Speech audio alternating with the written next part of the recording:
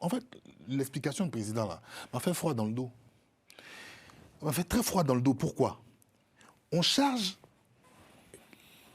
un représentant, une structure représentant des planteurs, d'accord, reconnus par l'État, de pouvoir prendre connaissance du tonnage de la production des planteurs. Il y a un problème. Parce que ce n'est pas leur rôle. Oui, bon. Non, sincèrement, hein, parce que j'ai entendu son explication, j'ai dit, oh, il y a un problème. Parce que c'est le Conseil Café Cacao. Et tout à l'heure, dans son explication, il a dit, mais dans chaque région, dans chaque zone de production, il y a normalement une représentation du Conseil Café Cacao. L'OIA, ce n'est pas son rôle. L'OIA, son rôle est de représenter les planteurs. Son rôle n'est pas de collecter même, d'accord, le nombre de tonnages. Non. Attendez, s'il vous plaît. C'est une mauvaise approche que tu es en train de faire. Laissez-moi aller, et puis vous allez bien corriger. Parce qu'il y a des coopératives qui sont recensées par l'OIA, mais pas toutes les coopératives. Ce n'est pas toutes les coopératives, la preuve. Certains ont leur stock résiduel, ils se plaignent, ils disent, mais comment se fait-il que nous sommes déclarés vis-à-vis de l'OIA pour qu'on écoule le tonnage de notre stock résiduel, et ce sont d'autres coopératives qui sont prises en compte. Donc ça veut dire qu'il y a un problème profond.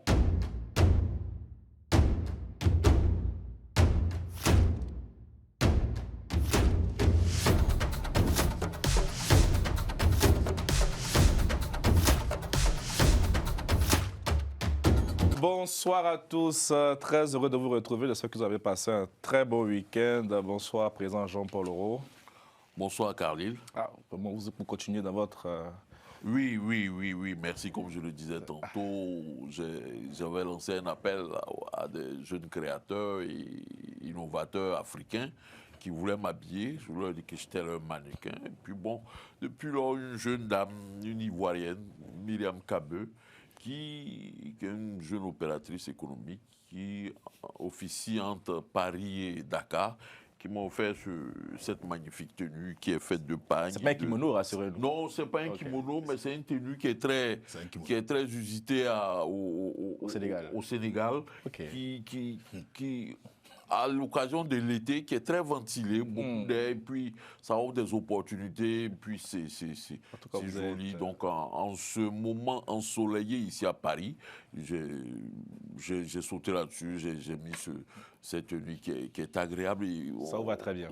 Merci Carlyle. Bonsoir, en tout cas, merci à Mme Myriam Kabeu pour cette tenue. Elle m'a fait la promesse de m'offrir d'autres vêtements. Madame Kabeu, sachez que la bande à Cali, c'est 5 personnes. Donc, ce que vous faites, sachez que nous voyons ça, mais bon, nous ne parlons pas. Bonsoir, Jean-Yves. Bonsoir, Cali. Vous êtes habillé, vous, naturellement. Oui, naturellement, parce que je n'ai pas encore lancé votre appel. Je n'ai pas encore lancé mon filet. Je vais lancer mon filet bientôt. Bonsoir, Nissa. Bonsoir, Carly. Vous allez bien après? Ça va super après ce week-end de la BAC. Week-end de la BAC. Avec le commandeur. Chargé. Dans l'AE, c'est effectivement avec le commandeur Samo. Et puis je profite de l'occasion pour passer aussi un coucou au père d'Aloa parce qu'il a des adeptes. Bonsoir Norbert, vêtu de la cravate de Maître Kakou. Oui, c'est Maître Kakou, mon tailleur.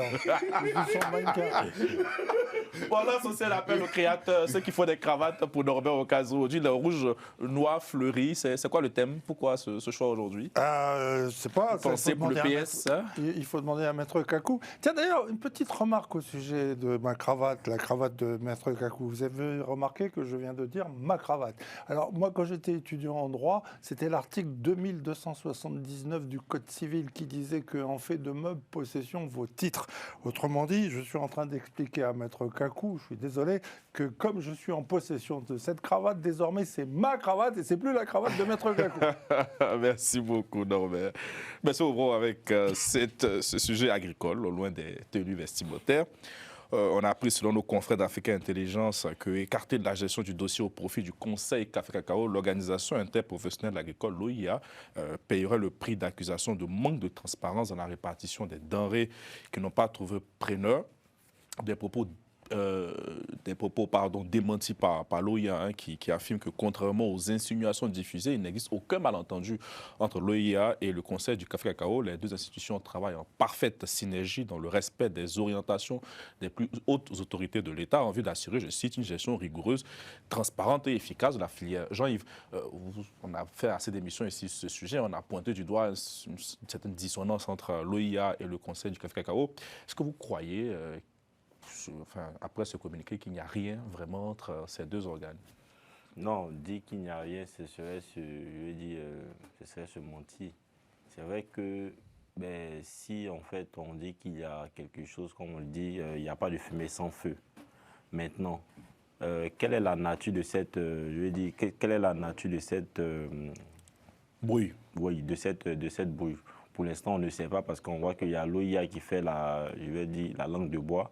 Au niveau du Conseil Café Cacao, on n'a pas encore eu de retour. Mais quand on poursuit plus loin dans l'article, je crois qu'on a dans l'article de Afrique Intelligence, on dit donc que sur instruction du vice-premier ministre, Oui. ils vont remettre en fait redonner au Conseil du Café Cacao.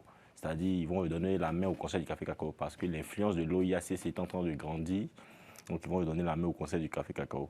Mais moi, ce qui me gêne un peu, c'est-à-dire que ce ping-pong-là, le Conseil du Café Cacao a failli dans sa mission. À un moment donné, on l'a su. Ce sont les raisons pour lesquelles ils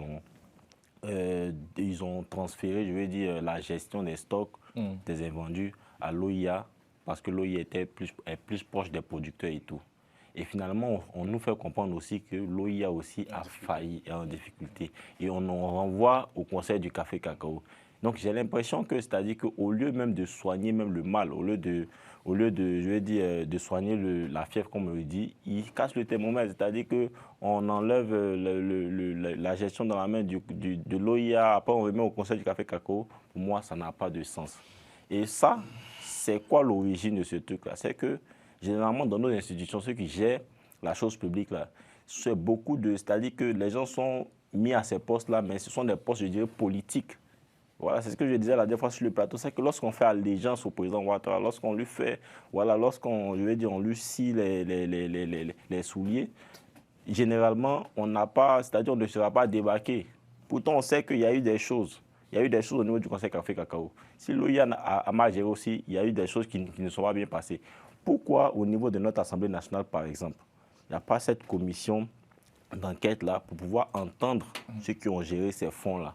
Et puis derrière aussi, faire un rapport, ce rapport-là sera ensuite envoyé peut-être, au procureur qui va maintenant entamer des poursuites parce que c'est quand même l'argent des planteurs. Ces planteurs-là sont des gens qui se battent chaque jour pour faire vivre, leur famille avec ça. Mais on a l'impression qu'il y en a qui sont au-dessus, qui ne font que, c'est-à-dire qui jouent avec cet argent-là. Et finalement, on ne sait pas ce qu'il en est.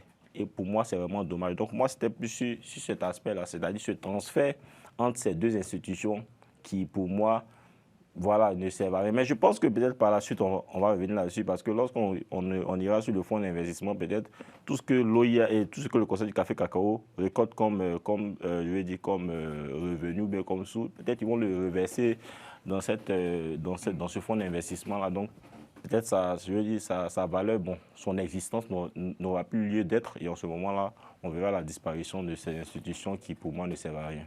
Peut-être, Jean-Paul, on a vu que le Conseil du Café Cacao a fait l'objet de nombreuses critiques. Et bizarrement, il y a ce papier qui sort, qui pointe aussi une certaine inefficacité de l'OIA. Est-ce qu'il y a une commande derrière ou c'est... L'OIA aussi, je dirais, se retrouve face à la réalité qu'on fait. Parce qu'on a appris que l'OIA se plaignait de ne pas aussi avoir assez de stock pour revendre. Et bizarrement, aujourd'hui, ils sont en difficulté. Concrètement, qu'est-ce qui se passe? Moi, j'ai envie de, Carl, te poser une question. Ce papier d'Afrique Intelligence est sorti quand? La semaine dernière. Parce que moi, en tant que journaliste, depuis le 9 avril, l'OIA a eu en plus, parce que l'OIA avait pour le stock résiduel, parce qu'en fait, la crise qui a perduré un moment au niveau de la filière café-cacao était liée au stock restant qu'ils n'avaient pas réussi à épuiser avant le 1er mars. Parce que ce stock-là, normalement, qui était dans l'implantation, d'après les multinationales, tourne autour de 700 000 tonnes. D'après un certain nombre les coopératives, on était autour de 20 000 tonnes ou 120 000 tonnes. Il y a eu un méli-mélo au niveau du stock. Donc, c'est cette question qui a été, pour ma part, a été résolue dans la répartition et dans la remise de ce stock-là à l'OIA. Parce qu'en réalité, l'OUA, qui avait 40%, près de 40 000 40 000 tonnes tonnes, c'est ça. à gérer, on leur a rajouté 23 000 tonnes C'est ça. qui devaient être attribuées à Transcao et Sitapa, qui est une société d'achat et de transport. C'est-à-dire qu'eux, ils achètent le cacao au niveau des planteurs, ils le transportent au port de San Pedro pour le vendre aux exportateurs. Transcao est cette structure publique qui transforme une partie du cacao ivoirien. Bon, quand je transforme, c'est du broyage. Voilà, ils ne vont pas jusqu'à la tablette de chocolat. Donc, voilà, ces deux structures ont été lésées pour l'OIA. Donc, l'information que j'ai date du 9 avril. L'événement s'est déroulé à l'hôtel Ivotel à Abidjan, où ils ont donné... Donc, je ne comprends pas d'où ça sort que l'OIA est lésée. À moins que peut-être que sur Africa Intelligence, ils n'ont pas actualisé le truc ou bien ils n'avaient pas l'information. Non, ils disent que l'OIA n'en a pas, c'est-à-dire qu'effectivement les 23 000 tonnes ont été, c'est-à-dire le reste des gens, des tonnes là, ouais, du stock a été attribué à l'OIA pour la gestion. Donc ils l'ont arraché à Transcao, ils l'ont retiré à Transcao et ils l'ont remis à l'OIA. Et finalement on dit qu'il y a des, comment on appelle ça, il y a des grognes au sein des producteurs qui estiment que l'OIA, c'est-à-dire qu'au lieu de vendre le cacao qui appartenait aux coopératives qui étaient recensées, ils ont pris des coopératives qui ne faisaient pas partie de cette liste-là. Et donc, il y a eu, je veux dire, cette opacité-là. Donc, ceux-mêmes qui étaient sur la liste, qui étaient recensés, n'ont pas pu vendre le cacao. Donc, c'est de là qu'est parti... Seulement, ils disent que des cargaisons en provenance de coopératives non recensées auraient été écoulées avec l'aval de la direction de l'OIA au détriment des structures officiellement enregistrées. Comme si bon, là, maintenant, c'est un problème de gestion. Sinon, l'OIA, ils ont donc de 40 000 tonnes qu'ils avaient, ils sont passés maintenant à 63 000 tonnes. Donc, ils sont tranquilles. 23 000 tonnes. Non, à la base, l'OIA avec 40 000. Et puis, Sitapa et Transcao se sont retrouvés lésés. Le conseil Café Cacao a décidé que les 23 000 tonnes là, on donne ça à l'OIA qui devait gérer. Maintenant, au niveau de la gestion, s'ils ont privilégié des coopératives qui n'étaient pas inscrites sur le truc, voilà, on peut poser la question de comment, de la gouvernance de ce truc. Mais ce n'est pas seulement au niveau de la gouvernance de l'OIA que ça pose problème. Il y a aussi la question de... Parce que l'OIA touche une sorte de commission sur chaque kilo de cacao vendu qui sort de la Côte d'Ivoire. Et ça se chiffre à une dizaine de milliards de francs CFA. Les coopératives se demandent, mais vous allez faire quoi avec ça? 12 milliards, si on regarde au nombre de tonnages qu'ils ont gérés. Donc, vous, l'OIA, là, normalement, l'OIA explique que pour des questions de fonctionnement de l'organisation et de logistique, ils ont besoin de cet argent. Mais bon, ça pose un problème qu'un tel montant puisse aller dans la poche d'une structure pendant que cet argent aurait pu servir aller dans la poche des planteurs. Peut-être que c'est un peu ça qui pose problème. Sur la temporalité, en tout cas, du papier présent, moi, ça me pose dans ma question. Je me demandais est-ce que... Je vois un peu ce que... Il y a des émissions où on a beaucoup attaqué le conseil avec Cacao et subitement, on s'acharne maintenant sur lui, Norbert. Pour moi, que des questions et aucune réponse. C'est comme toujours dans la filière café-cacao en Côte d'Ivoire... Il ne faut pas toucher, il ne faut pas regarder, circuler, il n'y a rien à voir. Ça se passe entre eux. Et puis de temps en temps, il y a une information comme celle que tu évoques qui sort opportunément.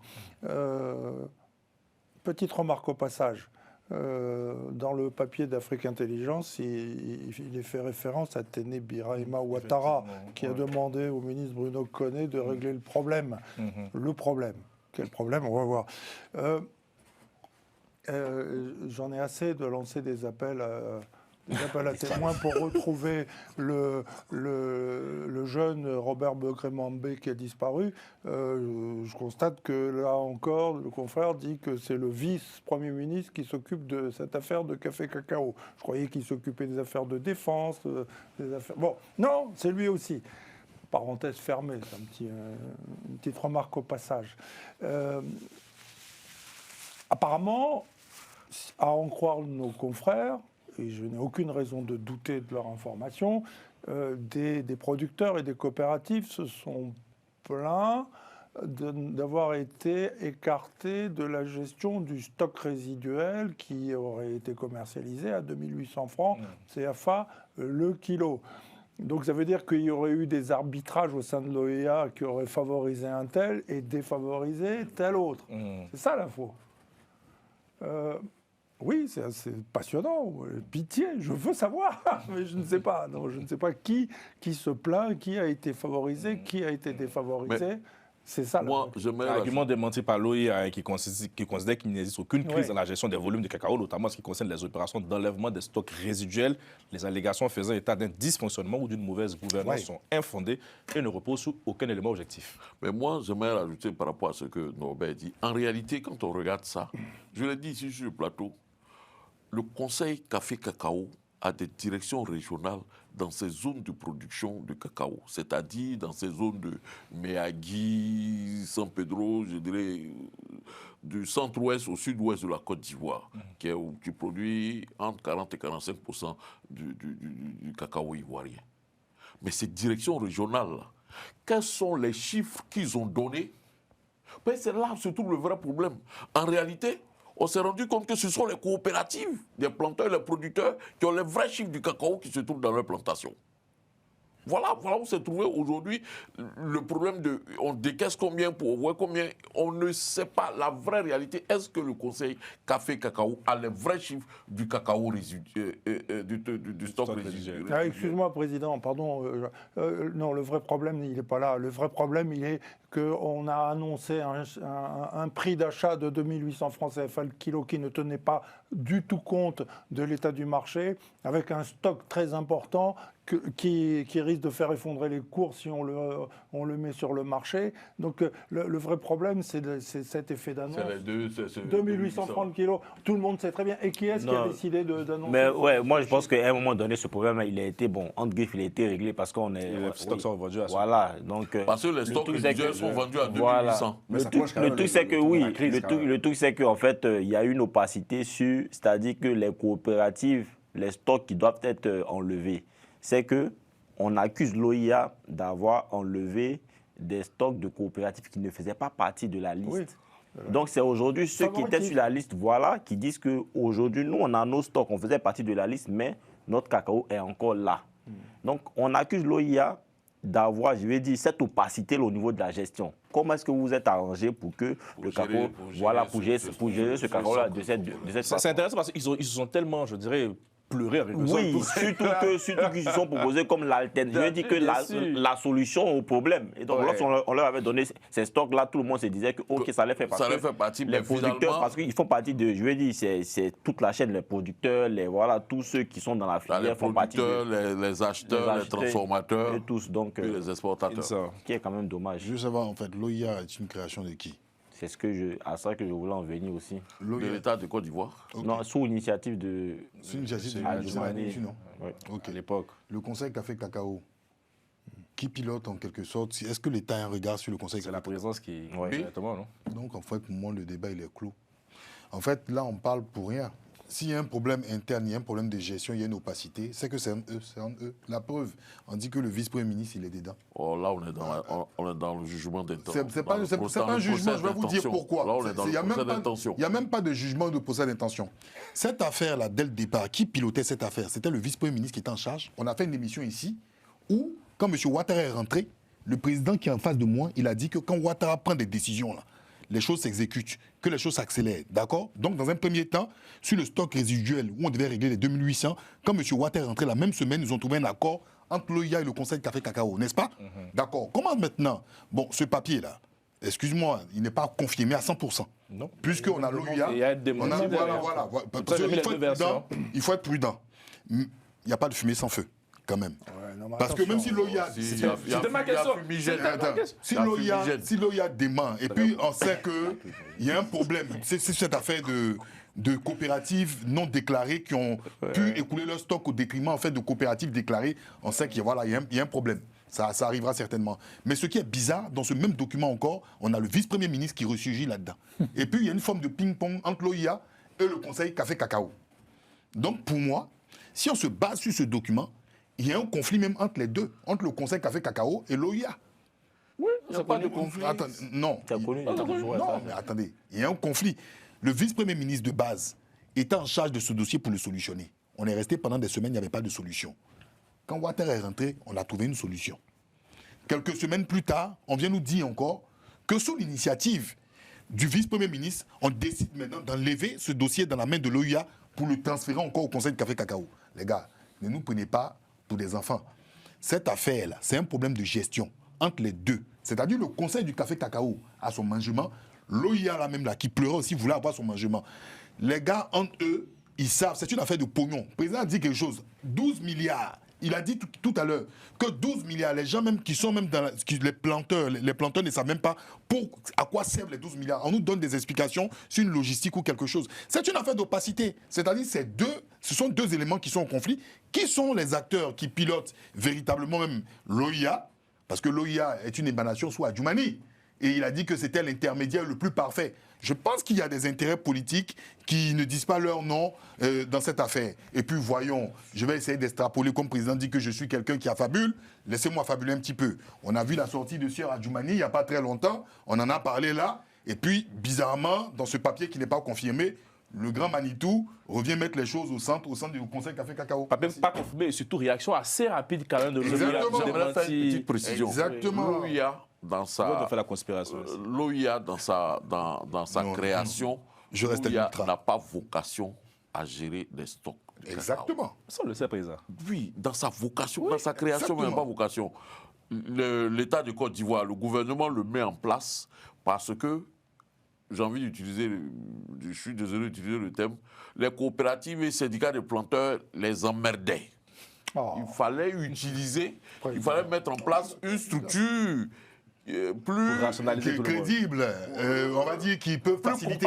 Voilà. compatible. C'est ça. Un interlocuteur. Voilà, plus compatible, mais qui serait l'émanation des producteurs, c'est comme ça, l'OIA est créé. L'OIA, il y a deux versions de OIA. Il y a OIA Filière Café Cacao, puis il y a OIA Anacat, c'est-à-dire nos spéculations d'exportation. Et qu'est-ce qui se passe lorsqu'il y a la crise entre les 2800 et les 1800? Ce sont les planteurs et les producteurs qui sont les plus impactés. L'État de Côte d'Ivoire décide que, au lieu qu'on... Cette gestion de ce stock-là, qui sont... Voilà pourquoi j'ai parlé de la réalité des chiffres du Conseil Café Cacao. L'État de Côte d'Ivoire décide de confier ça aux planteurs, aux producteurs, pour dire, bon, c'est vous qui avez les vrais chiffres de ce qui est dans nos plantations, ce qui est en brousse. Qu'est-ce qu'on fait? Et c'est en ce moment qu'il arrive que l'OIA, on leur donne la possibilité de pouvoir exploiter 40 000 tonnes. Dans cette décision d'exploiter 40 000 tonnes-là, ça règle le problème entre le Conseil Café Cacao et cette organisation. Mais plus loin, il y a encore du bruit. C'est ainsi que, pour des raisons qui appartiennent au Conseil Café Cacao, il décide le quota qui devait revenir à une société qui est Citapa, qui est une société privée, et Transcao, qui est une structure qui est l'émanation du Conseil Café Cacao. Ils décident, eux, leur quota là, de ne pas leur donner ça et de donner ça à l'OIA. 23 000. 23 000, environ 23 000 tonnes. Donc ça fait 63 000 tonnes que l'OIA doit, on pourra dire, gérer. Écouler. Quand on arrive à ce stade-là, c'est vrai, il y a la question liée au fait que les coopératives qui étaient au début dans le papier, là, comment ça se fait qu'ils sortent des papiers et puis c'est de nouvelles coopératives? C'est là où on doit poser, à mon sens, la véritable question. Sinon, pour moi, le plus important qu'on ait décidé que c'est le président Ouattara qui a fait ceci, qui a fait cela, pour moi, ce n'est pas important. Le cacao qui est en brousse là, ça n'a qu'à sortir. Les planteurs n'ont pas intérêt à ce que le cacao qui reste sous les mains pourrissent. Et il y a une personne qui est en première ligne sur ce sujet, c'est le vice-premier ministre. Monsieur, est-ce qu'il a réussi à imposer sa max de dossier? C'est la dernière question pour fermer ce sujet. Ok, moi, je vais rebondir sur quelque chose. En fait, J'en ai déjà parlé. J'ai dit que, pour m'étonner de son intervention dans cette affaire, quoi, c'est tout. Voilà. Ok, moi je veux comprendre quelque chose. En fait, l'explication du président là m'a fait froid dans le dos. M'a fait très froid dans le dos. Pourquoi? On charge un représentant, une structure représentant des planteurs, d'accord, reconnus par l'État, de pouvoir prendre connaissance du tonnage de la production des planteurs. Il y a un problème. Parce que ce n'est pas leur rôle. Oui, bon. Non, sincèrement, hein, parce que j'ai entendu son explication, j'ai dit, oh, il y a un problème. Parce que c'est le Conseil Café Cacao. Et tout à l'heure, dans son explication, il a dit, mais dans chaque région, dans chaque zone de production, il y a normalement une représentation du Conseil Café Cacao. L'OIA, ce n'est pas son rôle. L'OIA, son rôle est de représenter les planteurs. Son rôle n'est pas de collecter même, d'accord, le nombre de tonnages. Non, Parce que, attendez, s'il vous plaît. C'est une mauvaise approche que tu es en train de faire. Laissez-moi aller, puis vous allez bien corriger. Parce qu'il y a des coopératives qui sont recensées par l'OIA, mais pas toutes les coopératives. Ce n'est pas toutes les coopératives, la preuve. Certains ont leur stock résiduel, ils se plaignent, ils disent, mais comment se fait-il que nous sommes déclarés vis-à-vis de l'OIA pour qu'on écoule le tonnage de notre stock résiduel, et ce sont d'autres coopératives qui sont prises en compte. Donc ça veut dire qu'il y a un problème profond. Le mécanisme même du Conseil Café Cacao, là, moi je suis un peu perdu, je ne suis pas planteur, mais je vais essayer de comprendre. Parce que dans l'explication des présidents, il y a quelque chose qui me fait froid dans le dos. Et le pire, c'est que même l'OIA n'a pas pu collecter véritablement, avec précision, le tonnage du stock résiduel. Parce que le stock résiduel de base dont on avait parlé ici, je ne pense même pas que c'était les 63 000 dans son entièreté. C'était 123 000. Voilà, donc on est dans le flou. Les syndicats, d'autres syndicats avaient parlé de 700 000, mais l'État même c'était 123 000. Sur des reportages, je pense que le gouvernement, et par le biais du Conseil Café Cacao, avait donné un tonnage qui était moindre que les 123 000. Bien. Mais d'autres parlaient de 123 000. Pour chuter sur ta question. Oui. Mais C'est très politique. Mon très cher tonton TBO, sur ce coup-là, il a tapé poteau. Attendez, je finis. Oui, sur ce coup, il a tapé poteau. Il était très efficace dans les élections avec le déploiement des 44 000 sur d'autres sujets. Mais sur ce coup, il a tapé poteau 2 fois. La première fois, c'était quand on annonçait qu'il avait en charge ce dossier. Nous avions eu, on a failli avoir même, d'accord, on a failli avoir un blocus de la part même avec l'implication de certaines personnes de l'OIA, où on avait en fait prédit, d'accord, qu'il devait avoir des mouvements de la part des planteurs vis-à-vis du Conseil Café Cacao. On a pu baisser la tension, ils ont trouvé un accord. Mais cet accord était sous l'impact de qui? C'était pas M. TBO, c'était encore celui qui tient la barre, comme le président dit, c'était M. Alassane Dramane Ouattara. Mais là encore, cette situation n'est pas encore confirmée, mais si cela est encore confirmé, je pense qu'il y a un problème. C'est le fait de délocaliser. Le fait de délocaliser en fait de la part de l'OIA et renvoyer encore au Conseil Café Cacao, il y a un problème. Parce que déjà on a arraché à Transcao et on a arraché à l'autre structure pour leur redonner, il y a un ping-pong. On ne comprend plus rien. Échec cuisant. Pour moi, premier poteau de tonton, de notre très cher TBO, on espère qu'il va se rattraper sur d'autres poteaux. Vous avez Moi, pour moi, il serait bon qu'on clarifie les choses. Sur ma question. Là. Non, je vais revenir. Apporte-moi une minute. Non. Les planteurs, dans l'OIA, il y a les producteurs, ceux qu'on appelle planteurs. Il y a les acheteurs, il y a les transformateurs et il y a les exportateurs. Voilà les 3 structures, je pourrais dire, qui font partie de l'OIA, qui est une fêtière. C'est un syndicat. Donc, non, ce n'est pas un syndicat, puisqu'il y a des syndicats. Mais cependant, oui, c'est-à-dire les producteurs et ceux qui sont dedans ont la capacité de savoir quel type ou quel est le nombre de tonnages qu'il y a dans les plantations. Quand le problème se pose, et je le redis encore ici, quand le problème se pose du stock résiduel, du véritable tonnage du stock résiduel, l'État de Côte d'Ivoire se rend compte, à mon sens, que les informateurs du Conseil Café Cacao n'ont pas donné la bonne info. Qu'est-ce qu'on fait? Ceux qui ont la bonne info, là, ce sont les planteurs. Bon, écoutez, vous les planteurs, là, dites-nous, qu'est-ce qu'il vous faut? Il y a combien dans vos différentes plantations? En brousse, là-bas, il y a quel tonnage?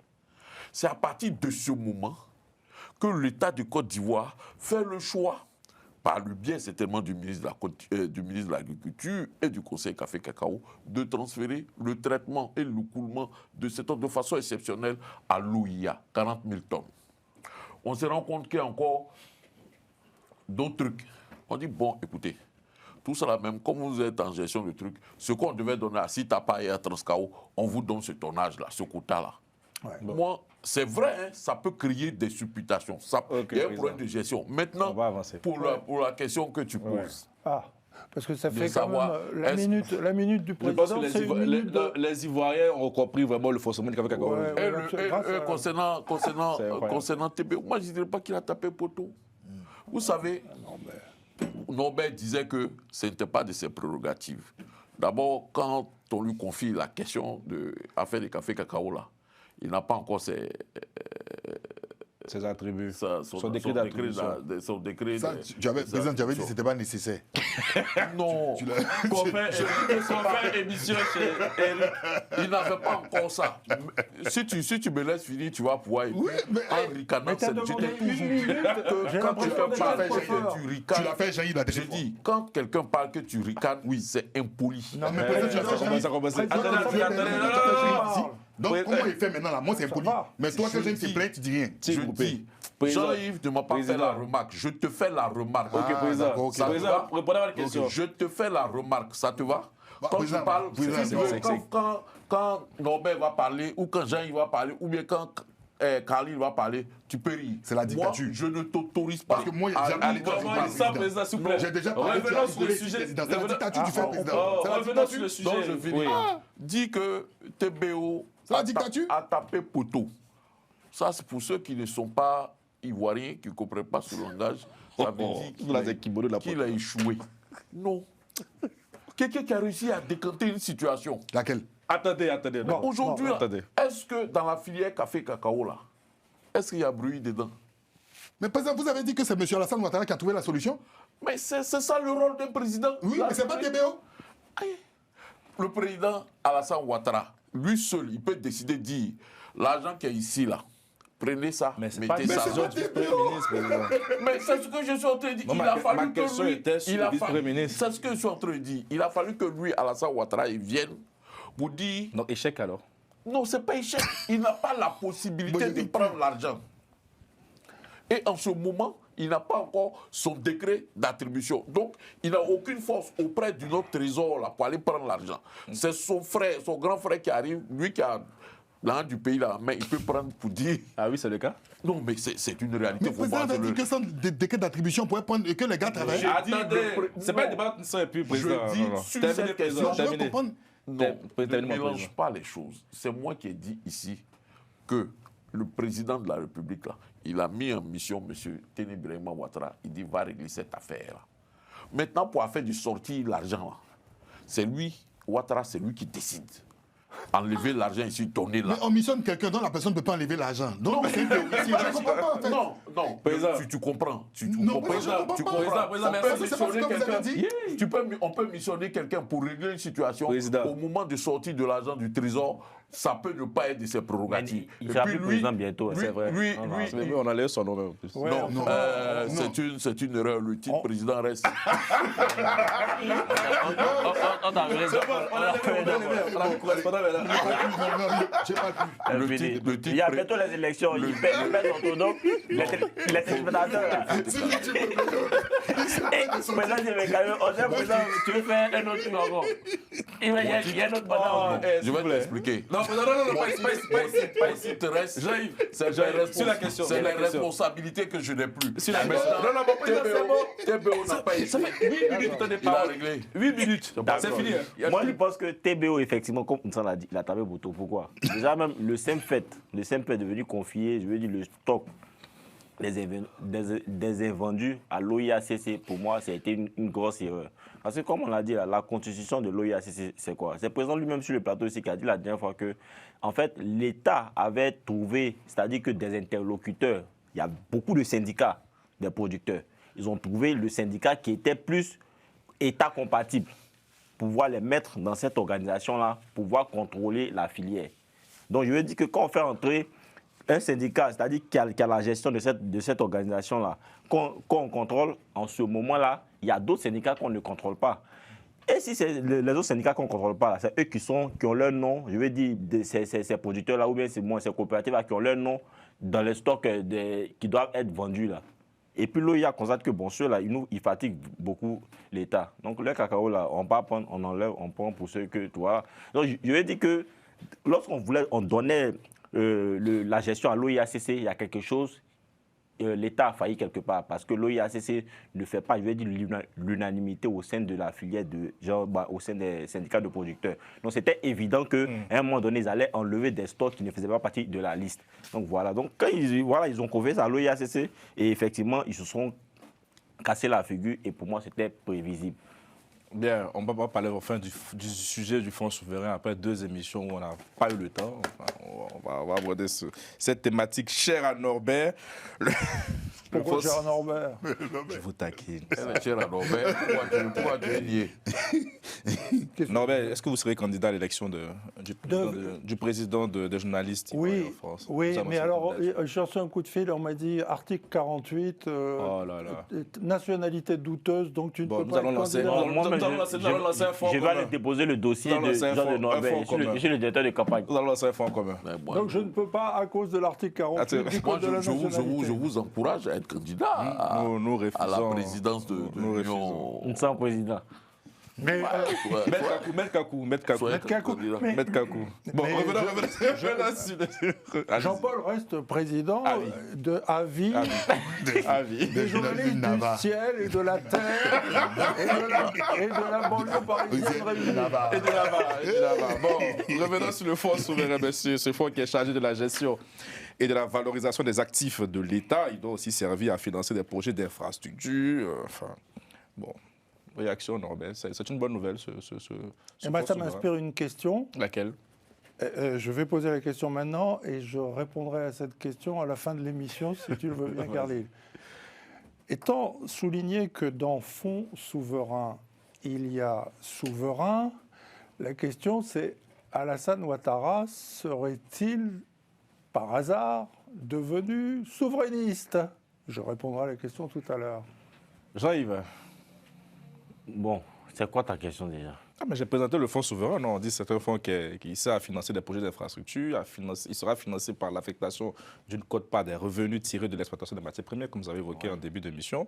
Il sera aussi approvisionné au transfert d'actifs publics. C'est une bonne nouvelle pour la Côte d'Ivoire. J'ai vu que le FPI avait salué cette initiative. M. Domelo aussi, il avait même surtout fait une proposition. Il préconisait la mise en place d'une loi crypto permettant d'instaurer plus de transparence autour de la gestion de ce fonds. Oui, donc je vais dire qu'effectivement c'est une bonne nouvelle. Je vais dire dans la forme, le fait d'annoncer que la Côte d'Ivoire va se doter d'un fonds souverain, c'est déjà une bonne chose. Maintenant, c'est dans le fond, c'est-à-dire comment est-ce que cela se fera, je vais dire concrètement. Et c'est là que, pour moi, peut-être il pourrait avoir potentiellement des problèmes. Parce que le fonds souverain, à la base, je pense que c'est un outil des partis de gauche, si je ne m'abuse. C'est un outil des partis de gauche qui a été... Voilà, donc aujourd'hui, c'est un fait. Génial. Un fait. Eh Et oui. lorsqu'on voit que Mais le ça peut être président proposé par Ouattara, le FPI. Hein. ça a été proposé ça faisait partie du programme du FPI. Si. Awa Don Melo. Comme ça. Awa Don Melo. Oui, dans le programme du FPI 2015. 2000 même. Ouais. Donc, Awa Don Melo l'a repris et tout. Donc, du coup, c'est un outil de gauche aujourd'hui. On voit que c'est repris. Le président Ouattara, On voit que c'est c'est repris. Alors, En fait, à la limite, à la base, je vais dire qu'on ne sait plus où est le président Ouattara. Parce qu'en fait, il fait souvent, en termes d'idéologie, moi, personnellement, hein, le RHDP, je ne sais pas c'est quoi, c'est-à-dire c'est quoi leur démarche pour ne pas dire, voilà, ils peignent à gauche, ils peignent à droite. Et puis, généralement, quand ils peignent, ils n'aboutissent pas. On a vu qu'ils ont commencé avec cette histoire de décentralisation. Hein. Décentralisation, en 2010, c'était voilà, le FPI, le Front populaire ivoirien, bon, pour ne pas dire la majorité présidentielle au deuxième tour, ils ont présenté le truc et tout. Après ça, on a vu que le RADP s'est doté de ça, ils ont dit qu'ils allaient faire même les PND 2012, Ben oui, 2012, 2015, 2016, 2020, 2021, 2020.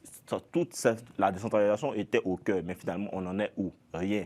parce que dans le fond, c'est-à-dire qu'ils n'ont pas le mécanisme pour le mettre en place. Et ça fait partie, je dis que c'est un programme, je dirais que c'est un programme contre nature, c'est-à-dire que ça ne fait pas partie de leur ADN. Donc ils ne peuvent pas le metêtre en place.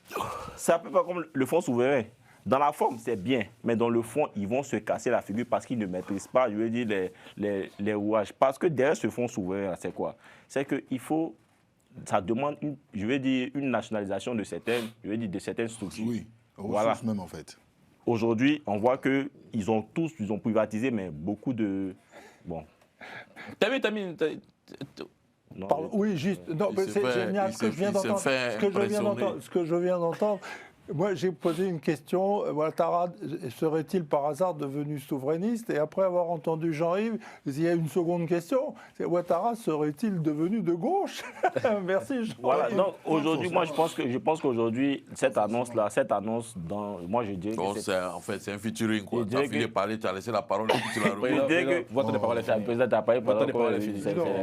Je dirais que c'est une communication politique parce que même agressé. Tu as fait pour l'émission. je dirais que c'est une communication On a même politique. agressé, hein. C'est une communication politique parce que au niveau de voilà, pour moi, ils n'ont pas les éléments pour pouvoir complètement le mettre en place, mais on le dit. Voilà. Ça c'est je vais m'arrêter là. Est-ce que Comme je peux... le président me fatigue. Bon, président, faut Non, pas- la peine de la parole, c'est fini. il a pris la parole. Non, moi, en fait, un fonds souverain n'est pas lié en fait au courant, au courant idéologique, absolument pas. De gauche, les Fonds souverain- non. Et du tout gauche. Pourquoi? Parce que même en fait, si tu regardes sur l'Abu Dhabi en fait Investment Fund, en fait c'est un fonds souverain. Les pays du Golfe en fait, d'accord, ont cette pratique-là de ce qu'on appelle le fonds souverain. Tu peux me préciser en fait, je crois que c'est 116 000 milliards, non? C'est 116 000 milliards ou 110 000 milliards en fait. Désolé, j'ai pas les chiffres. Ouais, c'est 116 000 ou 110 000. En fait, De quoi? pour le fonds souverain. On n'a pas de chiffres que ça. Il n'y a pas les chiffres. Ah non, si, moi je l'ai vu. Non, de chiffres. Bon, non, attendez, j'ai donné le mot des financements. Donc, pour le moment, c'est pas encore. Ah, moi j'avais cru voir, autant Ouais, pour moi. Il n'y a pas de chiffres. Non, j'avais Ok. cru voir. Arrêtez de couper sur lui. Il savent pas. J'avais cru voir. Et puis heureusement, des gens sur YouTube comme Bapulo et tout vont se permettre de donner des Quand j'ai dit que Effectivement. certains outils de gauche, Oui, mais je le tout connais ça, très bien. Hein? tu connais avec moi qu'on peut dire certains outils de gauche, Bien mais la sûr. droite peut s'en emparer. Non, pour bon, après, essayer est-ce de- que les pays du Non. Golfe, est-ce que les Mais pays du c'est- Golfe non, c'est ce ont que un courant? Parce que ce qu'on appelle le fonds souverain même, en fait, où je suis d'accord avec toi, c'est quoi? Un fonds souverain, c'est à quoi? Le fonds souverain, en fait, d'accord, il sert effectivement à réaliser dans l'urgence tous les grands besoins dont on veut, mais qui se basent sur des ressources qui sont dans cet état-là, en fait, d'accord, à profusion et de façon sûre pour pouvoir réaliser les choses. Le pétrole, le gaz, par exemple, je dis le pétrole, le gaz et certaines ressources. Et c'est pour cela, dans ce fonds souverain-là, vous regarderez même pour la Côte d'Ivoire, ils ont parlé même des nouvelles ressources, en fait, qu'on a découvert, gisements pétroliers et gaziers et autres, sur lesquels se baser. Mais est-ce que nous, la Côte d'Ivoire, on peut être sûr à l'année, d'accord, de ce qu'on a comme rendement par rapport à ces revenus pétroliers et gaziers? On n'a pas la maîtrise. D'où je suis d'accord avec Jean-Yves, où Jean-Yves parlait de nationalisation. Dans les pays du Golfe, d'accord, quand je parle de l'Abu Dhabi Investment Fund, c'est ce qui a permis en fait de développer en partie les pays du Golfe parce qu'ils ont la maîtrise de leurs ressources naturelles, ressources gazières ou par exemple pétrolières. Ce n'est pas le cas en Côte d'Ivoire. C'est pas le cas en Côte d'Ivoire. Sur quoi on va se baser? Et je dis quelque chose de très important. Sur quoi on va se baser pour réaliser des choses à partir de ce fonds souverain? Le cacao? Le café? C'est ce qu'il disait. Attends. Ouais, c'est ça, revenu matière première et Attends, s'il vous plaît. Le cacao, le café. Donc, dans ce cas-là, la caisse de dépôt et de consignation de Côte d'Ivoire, c'est à quoi? Ça, c'est le premier élément. Deuxième élément, le PND. PND dont on a parlé ici, là. Quelle sera l'utilité, d'accord, du PND? Parce qu'on a déjà des choses en place dont on n'a même pas tiré les leçons en termes de mécanismes, en termes de gestion et en termes de résultats. Et puis on nous parle de fonds souverains. Sur quoi on va se baser pour pouvoir réaliser efficacement tout ce qu'on veut avec ce fonds souverain, sachant que les PND même déjà, on ne voit pas véritablement. C'est ce que Jean-Yves a dit. Il y a eu PND, je sais pas, en 2011. Le PND est chiffré déjà. Le PND est chiffré, mais est-ce que le PND, on a atteint? Ça n'a rien à voir. Est-ce que vous... Ça n'a rien à Non, voir. mais on ne Laissons parle le pas de terminer. la nature du fonds souverain et du PND. Mais ça n'a rien à Mais comment voir. ça? Rien Le du tout. PND, attendez. Bon, dans ce cas-là, comme ça n'a rien à voir, je vais écouter Norbert et je vais rebondir.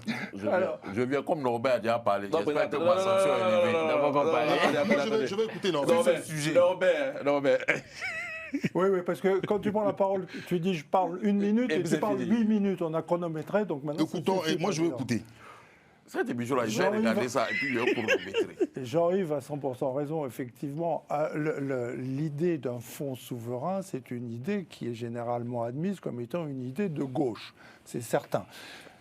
Et même lorsque on ne clame pas fonds souverain et qu'on pratique ce genre de méthode, ça revient à ça. C'est un mécanisme simple. Un exemple, un seul. Lorsque la gauche est arrivée au pouvoir en 1981 en France, Mais quelle gauche? La gauche française? je peux... Non, mais attends. Non, mais essaye Il a de dit suivre. attendez, en France. Je vais expliquer le plus clairement du Non, monde. vas-y, moi je veux écouter. Mais il faut écouter. En 1981, la gauche, pour la première fois dans l'histoire de la Ve République, s'empare du pouvoir en France. Et que fait-elle? Elle fait des nationalisations. Elle nationalise les banques, des compagnies industrielles, etc., etc. Et l'État se met à jouer le rôle de banquier, à jouer le rôle d'industriel, jusqu'à produire des boîtes de conserve. L'État, la gauche française. Ça, c'est exactement ce que fait un fonds souverain. Le fonds souverain de la Côte d'Ivoire va s'appuyer sur des recettes d'exportation de pétrole et de gaz, etc., pour agir sur le marché capitaliste, acheter des entreprises ou des parts de sociétés qui vont permettre demain de rapporter des revenus aux générations futures. Bien. Alors, si l'État ne fait pas ça, l'État peut faire autre chose. L'État peut entrer en guerre contre le système capitaliste quand celui-ci se retourne contre la Côte d'Ivoire. Il y a un exemple historique célèbre. C'est celui du président Félix Houphouët-Boigny. À la fin des années 80, lorsque les cours du cacao se sont effondrés, brusquement, l'État de Côte d'Ivoire s'est retrouvé exsangue et le président est entré en guerre contre le marché. Il a stoppé les exportations de cacao en espérant ruiner les exportateurs. Résultat, il a perdu cette guerre. Il a été obligé d'aller demander de l'argent au Fonds monétaire international qui lui a prêté de l'argent, mais qui lui a imposé un gestionnaire, comme Premier ministre, un certain Alassane Ouattara. C'est comme ça que les choses se sont passées en 1990. Bon, alors moi, pour essayer de bien vous expliquer les choses, je vous ai apporté ça. Parce que j'aime bien, alors je cache la marque, hein. Ça c'est une tablette de chocolat, ok? Elle est fabriquée avec du cacao qui vient de Côte d'Ivoire. Mais moi, je n'ai pas acheté ce que le planteur de Côte d'Ivoire a vendu. Je n'ai pas acheté des fèves de cacao, je ne mange pas des fèves de cacao, moi. Je mange d'une tablette de chocolat. Tu en veux un peu, Vincent? Je t'en offre. Non, Donc, cette tablette, je l'ai achetée à l'épicier du coin, je l'ai payé quelques euros, 3 euros, on va dire. Okay, mais dans les 3 euros, il y a quoi? Il y a l'argent qui revient au planteur, et puis il y a tout ce qui a été ajouté comme valeur par le transporteur qui a transporté la fève de cacao au port de San Pedro, la compagnie maritime qui a transporté la fève de cacao jusqu'au port de Rotterdam, le chocolatier qui a fabriqué la tablette de chocolat, c'est ça que j'achète. Donc il y a une chaîne de valeur. Cette chaîne de valeur, elle ajoute à chaque étape de la valeur au produit. La fève de cacao, sans cette chaîne de valeur, elle ne vaut rien. L'utilité de la fève de cacao, elle vient du fait qu'elle s'inscrit dans une chaîne de production et de rajout de la valeur. Le fonds commun que vient de créer Alassane Ouattara, Fonds souverain. le fonds, Il a encore, dans son obsession, ils ont front quand même. c'est vrai. Non, C'est vrai, fonds c'est commun. dans la- On va aller, le si fonds tu parles, sou- je le- réponds après. Le fonds souverain que vient de créer Alassane Ouattara, grâce à des recettes à des excédents d'exportation sur d'autres matières, permettra à l'État de Côte d'Ivoire d'acheter des actions de l'entreprise qui a fabriqué cette tablette de chocolat et de peser sur les décisions de ce producteur. Imaginez par exemple que ce producteur veuille demain matin ne plus acheter de chocolat ivoirien et acheter du chocolat malaisien. Eh bien, la Côte d'Ivoire n'a que les yeux pour pleurer. Tandis que si la Côte d'Ivoire, l'État de Côte d'Ivoire est présent au conseil d'administration de ce chocolatier, à ce moment-là, l'État de Côte d'Ivoire aura la décision, dira non, pas question, vous continuez à acheter. Donc, non seulement on a le pouvoir sur la chaîne de valeur, mais en plus, on a des dividendes à vie. Tous les ans, les dividendes des grands groupes chocolatiers reviendront à la Côte d'Ivoire. J'ai pris l'exemple uniquement du chocolat parce que ça parle aux téléspectateurs. C'est ça, un fonds souverain. Et ça, c'est une excellente chose. Je ferai une petite remarque. Je parle sous le contrôle de Jean-Yves parce que je crois que lui a compris. Non, vous aurez la réponse. Si le président Félix Houphouët-Boigny, au lieu d'entrer en guerre contre le marché capitaliste, avait créé un fonds souverain, vous imaginez, aujourd'hui, en 2026, la Côte d'Ivoire, elle serait probablement à la tête, ou en tout cas au conseil d'administration, de bien des groupes chocolatiers dans le monde, ce qui n'est pas le cas aujourd'hui. Il était temps de le faire, et donc, félicitations à l'État de Côte d'Ivoire de créer un fonds souverain. Le président de la République, pour cette décision. Rapidement, un fonds souverain. J'apprends pour la première fois que le fonds souverain, en fait, d'accord, est fait pour acheter des parts, pour siéger, d'accord, au sein des grandes décisions, au sein des institutions concernant, en fait, oui, entre autres. Oui, entre autres. Il faut le prouver. Parce que ce que vous dites, ça ne tient même pas. Mais je dis, il faut le prouver. J'ai donné un exemple sur l'Abu Dhabi Investment. Vous allez regarder. Le fonds souverain en question, si je comprends bien votre explication, ça se basera essentiellement et principalement sur le cacao. Pas uniquement. Attendez doucement. Non. Pas uniquement. Mais je peux parler. Écoutez. Mais tu avances sur un. Non, arrêtez de crier, s'il vous plaît. Non, mais tu avances quelque chose, je te réponds. Donc, pas uniquement. Oui, mais va se défendre. Pas uniquement sur. Mais il faut que j'aime mon temps de Pas parole. uniquement Sur sur ce sujet. non. Pas uniquement sur les revenus pétroliers. C'est ça que je vais empêcher de parler. Pas uniquement sur les revenus pétroliers et gaziers dont on n'a pas connaissance, d'accord, de façon claire. Les revenus par an. On parle d'opacité sur les chiffres, d'accord, des revenus gaziers et pétroliers. Ça a même été débattu, et même par l'ancien député Assalé Tiemoko qui parlait de cela. Donc on va se baser principalement sur les revenus cacaoyers en Côte d'Ivoire. Donc les revenus cacaoyers en Côte d'Ivoire, ici nous avions eu un premier débat sur, d'accord, le côté, sur la marge décisionnelle faible de la Côte d'Ivoire et sur le fait que la Côte d'Ivoire subit la loi du marché. Donc, on va aller avec des hypothèses. Ces hypothèses, on va se baser sur ces hypothèses pour créer un fonds souverain pour aller siéger au sein des instances décisionnelles où la Côte d'Ivoire n'a aucune marge, où le marché actuellement, la Côte d'Ivoire subit la loi du marché, où la Côte d'Ivoire subit la loi du marché. J'attends de voir ce miracle parce que franchement, ça ne tient pas la route. Et dit même qu'Houphouët-Boigny, au temps même du PDC, Houphouët-Boigny n'avait pas eu cette idée, ce sont des bêtises. Ils ont eu, attendez, il y a eu plusieurs rapports, rapports qui ont été proposés à l'époque à Houphouët-Boigny pour pouvoir se sortir, d'accord, de cette crise cacaoyère. Dire que Houphouët-Boigny n'a pas eu cette idée et que c'est en 2026 qu'on a cette idée, j'attends de voir, d'accord, l'efficacité du fonds souverain où on verra la Côte d'Ivoire acheter des parts et s'installer au niveau des instances décisionnelles. Merci beaucoup, Président. Et en précisant, en fait, c'est pas que des gens de gauche qui emploient la technique du fonds souverain. Et merci pour ta plaquette de chocolat, c'était bien joué. Merci de m'avoir donné la parole finalement. En fait, moi, vous savez, sur le plateau, quand il s'agit des chiffres, je m'éloigne un peu. Mais ce fonds-là, on regarde bien, il y a 3 sous-fonds. Effectivement. Il y a un fonds développement des infrastructures, un fonds de stabilisation, et puis fonds de placement financier. Voilà. Donc ça veut dire quoi? Pour moi, un fonds, c'est une épargne. C'est le principe même. D'où je parlais de la CDC. C'est une épargne. Donc on épargne quand on a un peu plus. Je ne peux pas avoir 2 000 € par mois. Mes factures et tous les frais de dépenses vont être à 1 950 €. Et puis je vais prétendre épargner 200 € par mois. Ce n'est pas possible.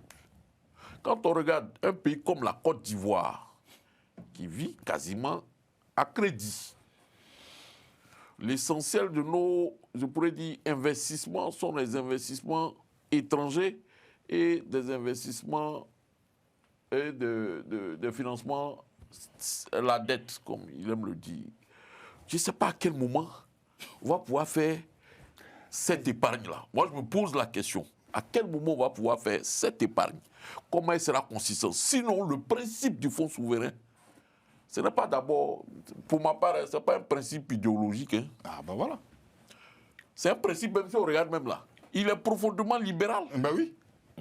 Quand je dis, il est profondément libéral. C'est pas lui gauche. qui parlait de C'est le capital. consensus de Washington qui a essayé de libéraliser un peu le truc en C'est- fait, en mettant c'est des lui- garde-fous j'ai sur l'action de J'ai été l'État. ridé ici d'une certaine manière. Donc, c'est lui qui parle ici, il parle de capital.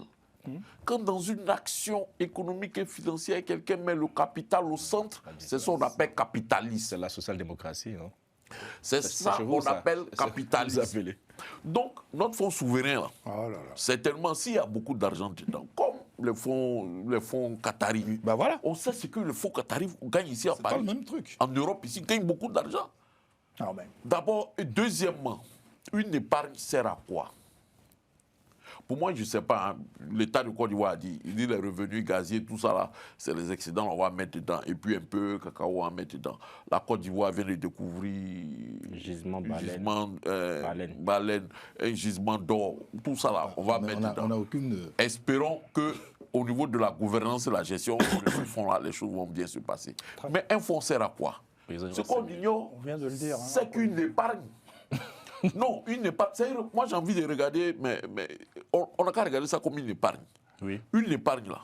Quand tu as une épargne et que tu vas l'acheter maison, là, le banquier regarde ton épargne. Exactement. Ah, tu as beaucoup d'argent, ok, je peux te prêter je peux te faire ce crédit-là. Tu vas aller acheter ta maison. Parce que tu as une bonne épargne. Bon, Donc, le fonds souverain a tous ces éléments. Voilà pourquoi je dis, je précise qu'il y a 3 éléments dedans. Il y a le fonds d'investissement, il y a le fonds de stabilité et il y a le fonds. Donc, la partie fonds d'investissement là, va aller certainement sur les marchés internationaux.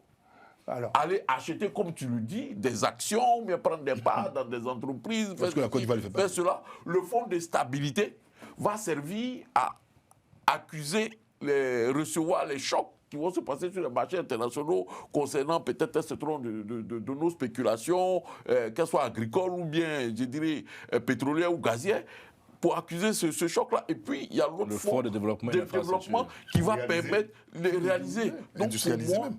le fonds souverain est un outil important de développement. Et cela parce qu'au début de notre échange ici, on a parlé des PND. Ça n'a rien à voir. Le PND est une projection de développement. Le fonds souverain, C'est l'enveloppe cachée. c'est ce qui va nous Au Congo, permettre. on parlait de l'argent des générations futures. C'est ce qui va permettre, d'une Qui n'est pas certaine encore façon. constitué. Non. Ah non, ils ont eu.